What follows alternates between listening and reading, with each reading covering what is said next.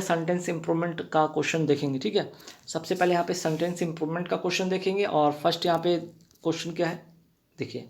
First जो question है यहाँ पे, please report to me when you was return back from Delhi. तो यहाँ पे अंडरलाइन जो किया हुआ है इसी पार्ट में आपको बताना है कि कहाँ पे एरर है या फिर क्या यहाँ पे हो सकता है, यहाँ पे क्या चेंज कर सकते हैं या ठीक है, या तो चेंज कर सकते हैं या नहीं कर सकते हैं। कर सकते हैं तो क्या कर सकते हैं, सबसे पहले देखिए please report to me when you return. देखिए यहाँ पे देख सकते हैं रिटर्न और बैक। ठीक है, रिटर्न और बैक एक साथ कभी नहीं आता, सुपरफ्लुअस हो जाएगा। ठीक है, रिटर्न के साथ बैक नहीं लगाते हैं, तो आपको क्या करना होगा, आपको बैक हटाना होगा, सिर्फ यू रिटर्न फ्रॉम दिल्ली होगा, है ना। तो करेक्ट आंसर हो जाएगा इसका बी, इसका करेक्ट ऑप्शन हो जाएगा। ठीक, you return from Delhi, you return back नहीं, रिटर्न के साथ बैक नहीं लगता, सुपरफ्लुअस हो जाएगा। ठीक, चलिए नेक्स्ट क्या है यहाँ पे क्वेश्चन देखेंगे। नेक्स्ट जो क्वेश्चन यहाँ पे कि Ravi has been demanding a lot of more marks doesn't ही।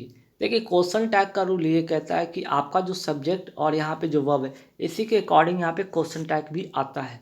अगर यहाँ पे हैज़ बीन लगा है तो क्या होगा, यहाँ पे हैज वाला ही आपका नेगेटिव यहाँ पे क्वेश्चन टैग बनेगा, तो हैज के साथ तो आपका हैज़ रहेगा ही, और नॉट के लिए आप हैज़ंट लगाएंगे। ठीक है, तो हैज़ंट तो आपको एक ही जगह दिखता हुआ दिख रहा है। ठीक, और नेम के लिए, नाम के लिए हम क्या करते हैं, किसी के नाम के लिए वहाँ पे उसके बदले में क्या लगाते हैं, ही सी और इट लगाते हैं। बॉयज़ है तो ही लगाएंगे, गर्ल्स होती तो वहाँ पे सी लगाते हैं, तो हैजंट ही और लास्ट में क्वेश्चन मार्क होता है, तो करेक्ट आंसर हो जाएगा ए। ठीक है, चलिए नेक्स्ट क्वेश्चन पे आते हैं।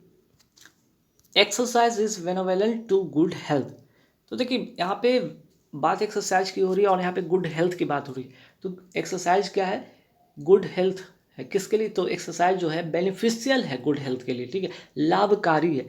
बेनेवोलेंट का मतलब होता है यहाँ पे परोपकारी, किसी पर दया करना, तो बेनेवोलेंट का मतलब ही अलग हो जाता है। और हमें तो यहाँ चाहिए बेनिफिशियल, हमें तो यहाँ पे चाहिए लाभकारी। लाभकारी के लिए हमें क्या करना होगा, बेनिफिशियल पर टिक करना होगा, तब जाके यहाँ पे करेक्ट आंसर होगा। तो exercise is beneficial to good health, correct. ठीक है, बेनेवोलेंट का मतलब क्या होता है, परोपकारी, दूसरे पे उपकार करने वाला, दया दिखाने वाला, याद रखिएगा। चलिए नेक्स्ट क्वेश्चन है कि he park his vehicle under the shade of a tree. ठीक है, जब बात यहाँ पे देखिए इन होगा, ऑन होगा, विनीत होगा, क्या होगा, या नो इम्प्रूवमेंट होगा। हम बात करें यहाँ पे शेड ऑफ ट्री की बात कर रहे हैं और व्हीकल की बात कर रहे हैं। जब यहाँ पे कोई चीज़ कांटेक्ट में हो और किसी चीज़ के अंदर हो या किसी चीज़ के अधीन हो, ठीक है, तब वहाँ पे अंडर का यूज करते हैं। लेकिन यहाँ पे बात यहाँ कांटेक्ट का तो है नहीं। ठीक है, यहाँ पे किसी चीज़ से छूता हुआ या किसी चीज़ के अधीन नहीं है। यहाँ पे व्हीकल की बात हो रही जो शेड ऑफ ट्री, ट्री की छाया के नीचे है। यहाँ इसके लिए हमें क्या करना होगा, ऐसे सेंस में हम इन का यूज़ करते हैं। ठीक है, तो करेक्ट आंसर हो जाएगा बी। ठीक, अंडर जब होता है तो वहाँ पे इंडिकेट करता है कॉन्टैक्ट को या फिर लोअर दैन को। इन डिनोट करता है पोजीशन को। ठीक है, ये क्या डिनोट करता है, पोजीशन को। तो इस बात का ध्यान रखेंगे, तो पोजीशन के सेंस में हम इन का यूज़ करते हैं। जब भी ऐसे क्वेश्चन मिलेंगे, shade of tree dash the shade of tree, तो वहाँ पे in the shade of tree करेंगे। ठीक है, चलिए नेक्स्ट क्या है कि इफ़ यहाँ पे in case if it trains I shall not visit you.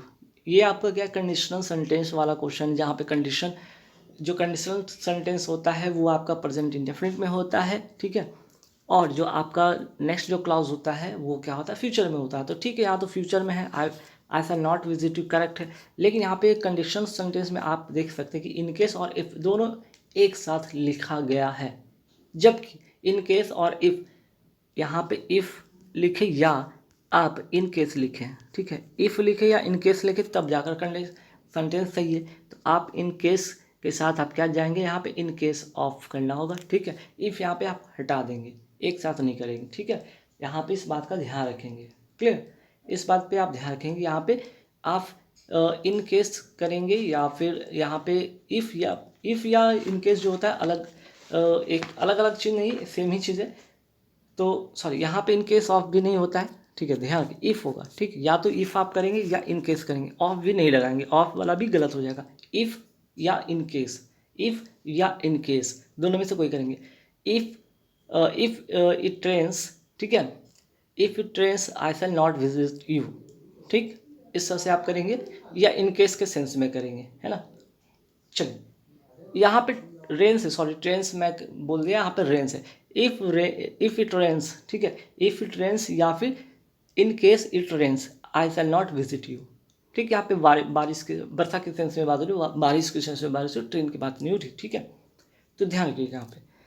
अब आते हैं fill in the blanks. Fill in the blanks बहुत इंपॉर्टेंट रूल आपको यहाँ पे मैं लेकर आया हूँ। इंपॉर्टेंट रूल वाले क्वेश्चन जो प्रीवियस ईयर में पूछेंगे उनको लेकर आया हूँ। देखिए क्या है यहाँ पे, it is no use dash to come now, he is very busy, he is very busy. अब देखिए इट इज़ नो यूज़ का एक रूल है। ठीक है, यहाँ पे रूल क्या कहता है, नोट कर लीजिएगा। रूल ये कहता है कि इट इज़ नो यूज़ के साथ आप वर्ब का फोर्थ फॉर्म का यूज़ करते हैं, या इसको जेरेंट कहते हैं, जेरेंट फॉर्म में यूज़ करते हैं। ठीक है, तो हमें तो इट इज़ नो यूज़ के बाद सीधे हमें क्या चाहिए, वर्ब का फोर्थ फॉर्म वाला चाहिए। तो वर्ब का फोर्थ फॉर्म कहाँ पे दिखता है, आस्किंग दिखता है, और यहाँ टिक करें, आपको 1 मार्क्स मिल जाएंगे। ठीक है, जैसे ही दिखेगा इट इज़ नो यूज़ के बाद आपको वर्ब का फोर्थ फॉर्म लेकर आना है ना। नेक्स्ट क्या है क्वेश्चन यहाँ पे, जैसे ही आप देख रहे हैं कि प्रीपोजिशन वाला है, यहाँ पे प्रीपोजिशन कौन सा फिल करेंगे, आप देखेंगे कॉन्ग्रेचुलेट लिखा हुआ है। कॉन्ग्रेचुलेट के साथ हम क्या यूज़ करते हैं, फिक्स प्रीपोजिशन वाला मैंने वीडियो में सिखा रखा है कि कॉन्ग्रेचुलेशन के साथ हम क्या करते हैं, ऑन का यूज़ करते हैं, यानी कि इसका करेक्ट आंसर हो जाएगा बी। ठीक, चलिए नेक्स्ट क्या है, देखिए नेक्स्ट भी बहुत इंपॉर्टेंट रूल वाला क्वेश्चन है, नो सूनर। ठीक है, no sooner dot dot dot उसके बाद देन, ये केस बनता है। तो यहाँ पे देख सकते हैं नो सूनर हैड वाला है तो वर्ब का थर्ड फॉर्म होता है, हैड लगा हो तो वर्ब का थर्ड फॉर्म होता है। उसके बाद डॉट डॉट जो भी है सब्जेक्ट जो भी रहे, उसके बाद हमें क्या करना होता है, दैन का यूज़ करते हैं। नो सूनर का जो कंजंक्शन बनता है वो किसके साथ कनेक्ट होता है, दैन के साथ। तो यहाँ पे बट होगा नहीं, एंड होगा नहीं, इफ़ होगा नहीं, दैन होगा। ठीक है, इसके साथ जो करेक्ट आंसर हो जाएगा सी हो जाएगा। No sooner had he enter the room than. अगर यहाँ पे हैड की जगह पे अगर डिड होता तो डिड के लिए हम क्या करते, वर्ब का, डिड के लिए हम वर्ब का फर्स्ट फॉर्म लगाते हैं, और हैड के लिए हम क्या करते हैं, वर्ब का थर्ड फॉर्म लगाते हैं। दोनों बात ध्यान रखिएगा। चलिए नेक्स्ट क्या पे, माई मदर इज सो पुअर। देखिए सो के साथ जो कंजंक्शन बनता है वो किसका कंजंक्शन बनता है, दैट का कंजंक्शन वाला रिलेशन बनता है। और आप जैसे यहाँ पे सो के साथ देख रहे हो तो आपको दैट लेकर देखना होगा। यहाँ पे दैट वाला ऑप्शन कहाँ गया, बस एक ही ऑप्शन दिखता है, 20 का करेक्ट आंसर होगा। My mother is so poor that she can not buy food for us, है ना। सो दैट वाला जो कंजंक्शन होता है उसको यूज़ करेंगे। क्लियर, चलिए नेक्स्ट देख रहे हैं। जैसे ही क्वेश्चन मैंने देखा कि अनलेस यू वर्क हार्ड लिखा हुआ है, unless you work very hard conditional sentence है। कंडीशनल सेंटेंस वाला जो सेंटेंस होता है, जो कंडीशनल क्लॉज होता है, वो तो होता है प्रेजेंट इंडेफिनिट में। ठीक है, प्रेजेंट इंडेफिनिट में यहाँ पे सही है। इसके बाद जो नेक्स्ट क्लॉज होता है वो क्या होता है, फ्यूचर में होता है। तो हमें तो फ्यूचर देखना ना, फ्यूचर ये है नहीं, ये भी नहीं है, ये भी नहीं है, फ्यूचर वाला ये है। ए इसका करेक्ट आंसर होगा, you will not be successful. ठीक है, चलिए अब आते हैं यहाँ पे फटाफट देखते हैं इडियम फ्रेज, बहुत इंपॉर्टेंट। और खासकर मैं तो एक सेपरेट वीडियो भी मैं बना रहा हूँ जिस पे इडियम फ्रेज का है, वन वर्ड सब्स्टिट्यूशन का। आप वीडियो को प्लेलिस्ट में जाकर देख लीजिए, वहाँ पे मिलेगा सेपरेट वीडियो। ठीक है, इडियम फ्रेज से रिलेटेड, वन वर्ड सब्स्टिट्यूशन से रिलेटेड, आपके सेंटेंस इंप्रूवमेंट से रिलेटेड, इस तरह से। तो यहाँ पे देख सकते हैं क्या है, his promotion is on the card. On the card का मतलब होता है क्या, जिसका होना निश्चित हो, जिसका होना क्या हो, निश्चित हो। ठीक है, निश्चित हो मीन्स कि डेफिनेट, मीन्स कि सर्टेन। तो इसका करेक्ट आंसर हो जाएगा ए। ठीक है, चलिए नेक्स्ट क्वेश्चन पे आते कि she rejected his proposal of marriage point blank. Point blank का मतलब क्या होता है, स्पष्ट रूप से बताया हुआ, स्पष्ट रूप से बताया हुआ या बताया गया। मीन्स कि कहने का मतलब कि आप किसी चीज़ को आप स्पष्ट रूप से बताता है, मीन्स कि यहाँ पे डायरेक्टली बताते हैं कि she rejected his proposal of marriage directly. Directly means स्पष्ट रूप से, पॉइंट ब्लैंक का मतलब होता है डायरेक्टली। ठीक है, तो इसका करेक्ट आंसर हो जाएगा ए। ठीक, चलिए नेक्स्ट क्या है कि have you given up the idea. Given up, given up का मतलब होता है, गिव अप का मतलब होता है छोड़ देना, गिव अप का मतलब होता है छोड़ देना, गिव अप का मतलब होता है त्याग देना, है ना। तो कहने का मतलब have you given up the idea of accepting the new assignment, है ना। यहाँ पे क्वेश्चन मार्क था। चलिए तो यहाँ पे क्या होगा, गिव अप का मतलब होता है अबैंडन, पोस्टपोन नहीं, अमेंडमेंट नहीं, अमेंडेड नहीं, एडॉप्टेड नहीं, मीन्स कि अबैंडन। एबेंडन का मतलब होता है त्याग देना, छोड़ देना, ठीक है। करेक्ट आंसर होगा बी। नेक्स्ट आते हैं, Caesar was done to death by the conspirators. Conspirators का मतलब होता है षड्यंत्रकारी। सीजर एक व्यक्ति था जिसको षड्यंत्रकारी करके उसको क्या कर दिया, मार दिया गया था, मीन्स कि मर्डर कर दिया गया। डन टू डेथ का मतलब होता है मर्डर, इसका करेक्ट आंसर हो जाएगा सी। डन टू डेथ का मतलब होता है मर्डर, ठीक है। नेक्स्ट आते हैं कि if you rub him the wrong way he is born to react. Rub him the wrong way का मतलब क्या होगा, ठीक है, इसका मतलब क्या होगा, रब हिम द रॉन्ग वे मतलब परेशान करना, तंग करना, परेशान करना, ठीक है, या तंग करना, इस सब के सेंस में होता है। आप क्या करें, यहाँ पे क्या होगा, यहाँ पे जो करेक्ट आंसर हो जाएगा वो होगा तंग करना, है ना।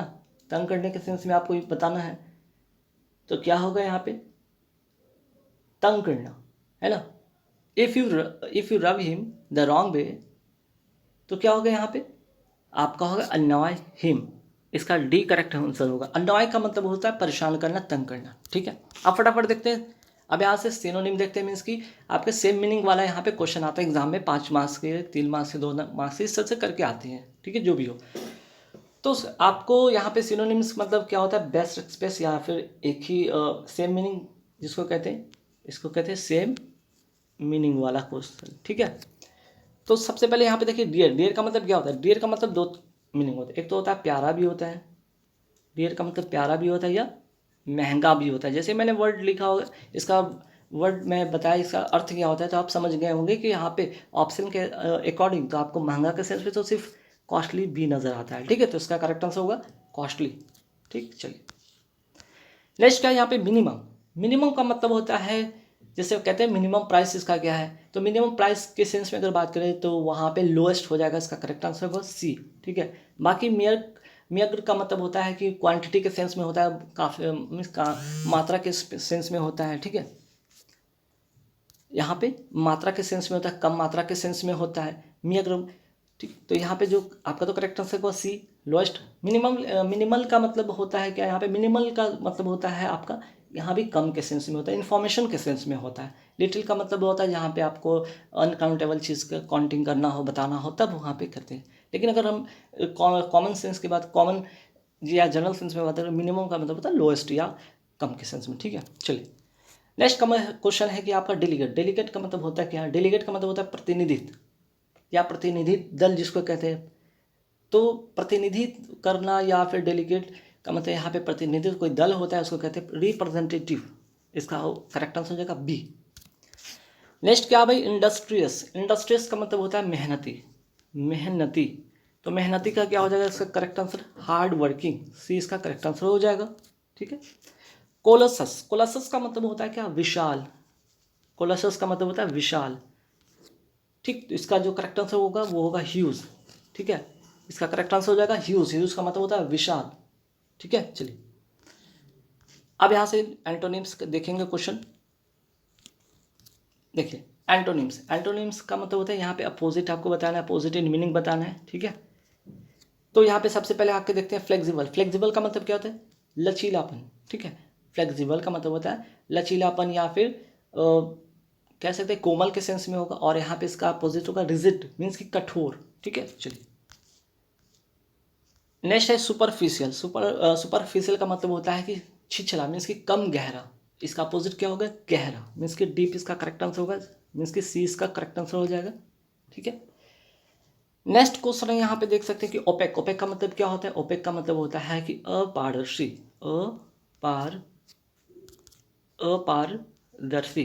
अपोजिट क्या होगा, पारदर्शी, जो आर पार दिखता हो, ट्रांसपेरेंट, इसका करेक्ट आंसर हो जाएगा ए, ट्रांसपेरेंट, जो कि आर पार दिखता हो, जैसे कि सीता आर पार दिखता है, लकड़ी ओपेक है, अपारदर्शी है, ठीक है। नेक्स्ट क्या है, कॉन्फिडेंस। कॉन्फिडेंस का मतलब होता है क्या है, यहाँ पे सभी को पता होना चाहिए कि कॉन्फिडेंस का मतलब क्या होता है, जिसको आत्मविश्वास खुद पर हो, ठीक है, आत्मविश्वास खुद पर हो। तो इसका क्या हो जाएगा, आत्मविश्वास में कमी, आत्मविश्वास से भरा, ठीक है, आत्मविश्वास से भरा। इसका अपोजिट क्या हो जाएगा, डिफिडेंस, इसका आंसर हो जाएगा ए, हो जाएगा इसका करेक्ट आंसर डिफिडेंस। डिफिडेंस का मतलब होता है आत्मविश्वास में कमी, आत्मविश्वास विश्वास में कमी इसको कहते हैं। ठीक है, चलिए नेक्स्ट है यहाँ पे देखते हैं इंसैनिटी। इंसैनिटी का मतलब क्या होता है? इंसैनिटी का मतलब होता है पागलपन। पागलपन, इसका अपोजिट क्या होगा? सैनिटी। सैनिटी का होगा मतलब क्या? इसका मतलब होता है आपका बुद्धिमानी। सैनिटी, सैनिटी का मतलब क्या होता है? सैनिटी का मतलब होता है बुद्धिमानी। ठीक है, बुद्धिमानी। चलिए आगे बढ़ेंगे सवाल पे। यहाँ पे सेंटेंस अरेंजमेंट वाला क्वेश्चन है, काफ़ी इंपॉर्टेंट है। यहाँ पे सब्जेक्ट वर्ब ऑब्जेक्ट के सेंस में आप पहले तो चेक कर ले, अगर आता है तो ठीक है, वहीं से आपका आंसर बन जाएगा। ठीक, बाकी आपको तो यहाँ पे रीडिंग स्किल हैबिट आनी चाहिए, उससे भी आपका सेंटेंस बनता है। बाकी रूल तो आपको आने चाहिए ग्रामर के। ठीक है, तो यहाँ से शुरू करना है क्या भाई कि आपको सबसे पहले पी से स्टार्ट करना है, और लास्ट तो आपका यहाँ पे ए से स्टार्ट हो रहा है ना। पहला सेंटेंस यहाँ पे फर्स्ट है एयर डिक्शनरी, और डिक्शनरी सॉरी यहाँ पे अ डिक्शनरी से स्टार्ट हो रहा है, और इंड हो रहा है यहाँ पे इज गिवन। तो इसी के बीच में आपको लिखना क्या है कि भाई पी क्यू आर एस को सजाना है। फर्स्ट में तो वो रहेगा जो है यहाँ पे, और छठा में जो रहेगा वो रहेगा, और बाकी आपको यहाँ पे पी क्यू आर एस। अब नया फॉर्मेशन में क्या आजकल आता है? A B C D, A B C, या जो भी इस फॉर्मेशन में आता है। तो जो भी हो चीज़ वही है, सिर्फ आपको जो पुराने पैटर्न में क्या लिखे जाते थे पी क्यू आर एस, आपके पैटर्न में क्या लिखेंगे A B C D C B A D, इस तरह से करके सजाना होता है, चीज़ें वही है। तो देखिए यहाँ पे अ डिक्शनरी सब्जेक्ट है, सब्जेक्ट के लिए एक वर्ब हमें चाहिए। A dictionary is a book, तो ए डिक्शनरी के बाद हमें सबसे पहले एस आना चाहिए। एस से तो यहाँ पे सब सेंटेंस बन नहीं रहा है, दोनों एलिमिनेट हो गया। अब बचा दो, तो एस के बाद आर बी है, तो यहाँ पे आर और पी यही दो, इसके इसी में दोनों चीज़ आने वाले, क्योंकि लास्ट में तो क्यू होना ही होना है, क्योंकि इसमें भी क्यू है इसमें भी क्यू है, एस स्टार्ट में भी एस स्टार्ट में भी है। अब देखिए कि और dictionary is a book, book में क्या होता है? तो बुक जो होता है एक डिक्शनरी जो बुक है, जिसमें क्या होता है कुछ कंटेंट होता है, कंटेनिंग होता है। कंटेनिंग क्या रहता है? अल्फ़ाबेटिकली होता है। तो हमें एस के बाद तो हमें दिख रहा है कि यहाँ पे आर होना चाहिए, आर वाला जो होगा सी होगा। ठीक है, आगे चेक भी नहीं करेंगे, आप आंसर करके जाएंगे। ऐसे मैं यहाँ पे बता रहा हूँ कि a dictionary is a book, एक डिक्शनरी एक बुक की तरह होता है, जिसमें क्या होता है अल्फ़ाबेटिकली क्या होते हैं यहाँ पे वर्ड अरेंज होते हैं। अल्फ़ाबेटिकली क्या होते हैं? वर्ड अरेंज होते हैं। यहाँ पे पी हो जाएगा, जो क्या बताते हैं यहाँ पे एक इन्फॉर्मेशन, उसके बारे में एक इन्फॉर्मेशन देता है, about which information is given, जिसके बारे में कुछ इन्फॉर्मेशन दिया हुआ होता है। ठीक है, तो करेक्ट आंसर हो जाएगा सी। अब यहाँ पे फटाफट देख लेंगे एरर से, बहुत इंपॉर्टेंट क्वेश्चन जो कि एग्जाम में आते हैं। More persons than one has been involve in this quarrel. यहाँ पे जैसे सब्जेक्ट देखते हैं मोर पर्सन क्या है यहाँ पे? प्लोरल में। अब जब यहाँ पे ये प्लोरल है तो यहाँ पे हैज़ सिंगुलर तो होगा नहीं, हमें क्या करना होगा? यहाँ पे हैव करना होगा। ठीक है, more person than one have been involve in this quarrel. ठीक है, चलिए नेक्स्ट क्वेश्चन है कि I met the two girls whom I believe are twin sisters. देखिए ऐसे सवाल में यहाँ पे तो आपको यहाँ पे देखना होगा कि सबसे पहले कि सबसे वर्ब यहाँ पे है, इसके लिए यहाँ पे सब्जेक्ट ऑलरेडी है। यहाँ पे बिलीव है, बिलीव के लिए ऑलरेडी यहाँ पे सब्जेक्ट है, लेकिन आर के लिए जो है यहाँ पे सब्जेक्ट क्या होगा? हुम नहीं होकर यहाँ पे हु होगा। ठीक है, क्योंकि हु के साथ वर्ब होता है अपने आप में, तो यहाँ पे तो वर्ब है आर, उसके लिए हमें हु करना होगा। हुम कब करते हैं? जब हुम के लिए कब करते हैं? जब यहाँ पे एक सब्जेक्ट हो और वर्ब के फॉर्मेशन में दिया रहे। और हुम कब भी होता है? ऑब्जेक्टिव केस में होता है। ठीक है, ऑब्जेक्टिव केस में होता है, ध्यान रखिएगा। हुम कभी भी होता है एक ऑब्जेक्टिव केस में होता है, और हु जो होता है सब्जेक्टिव केस में होता है। ठीक है, सब्जेक्ट के फॉर्मेशन में तो यहाँ पे हमें सब्जेक्ट के रूप में यहाँ पे देखना होगा, क्योंकि ऑलरेडी यहाँ पे एक वर्ब आर दिया हुआ है, और आर के लिए हमें एक सब्जेक्ट के तौर पे यहाँ पे हुम नहीं हु करना होगा। ठीक है, I met the two girls who I believe are twin sister, who are twin sister, जो कि जो दो जो थी वो दोनों क्या थी? ट्विन सिस्टर थी। ठीक है, चलिए नेक्स्ट क्या क्वेश्चन है कि he entered into his new house last Sunday. जब भी यहाँ पे अगर हाउस से रिलेटेड हो और आप उसमें इंटर करने की बात कर रहे हो, तो यहाँ पे इंटर के साथ कभी भी इनटू आता नहीं है, तो सुपरफ्लूस हो गया। इंटर के साथ इनटू आता नहीं, इंटर सही है। ठीक है, he enter his new house last Sunday, बस खत्म। तो यहाँ पे आपको क्या करना होगा? एलिमिनेट करना होगा, यहाँ पे इनटू को हटा देना होगा, सेंटेंस सही हो जाएगा। ठीक है, चलिए नेक्स्ट है कि even many people carry an infection without showing it's symptoms. बहुत लोग ऐसे होते हैं जिनको इन्फेक्शन तो होता है, लेकिन उनको क्या होता है? उनका सिम्टम्स दिखाई नहीं देता है, उनका सिम्टम्स दिखाई नहीं देता है, सिंपल सी बात है। तो यहाँ पे इवन का मतलब यहाँ पे फालतू है, कोई मतलब यहाँ पे बनता नहीं। इवन को आप हटा देंगे, सेंटेंस आपका करेक्ट हो जाएगा। ठीक है, चलिए नेक्स्ट क्या है कि they will be coming to attend the farewell party, isn't it. फिर से देखिए इजंट इट देखते ही आपको पता चलना चाहिए कि यहाँ पे ये क्वेश्चन टैग वाला मामला है। क्वेश्चन टैग वाला मामला है तो हमें क्या यहाँ पे वर्ब के अकॉर्डिंग यहाँ देखना होगा, सब्जेक्ट के अकॉर्डिंग देखना होगा। तो वर्ब विल है तो विल के लिए हम क्या लगते हैं, विल नॉट का यूज़ करेंगे। तो इसको हम कॉन्ट्रैक्ट वर्ड में क्या लिखते हैं, वॉन्ट लिखते हैं। क्या लिखते हैं, कॉन्ट्रैक्ट फॉर्मेशन में वॉन्ट लिखते हैं, और दे के लिए तो दे हो जाएगा, ठीक है। तो लास्ट वाला यहाँ पे ये नहीं होगा, आपका ये होगा, और लास्ट में क्वेश्चन मार्क का होता है, ठीक है।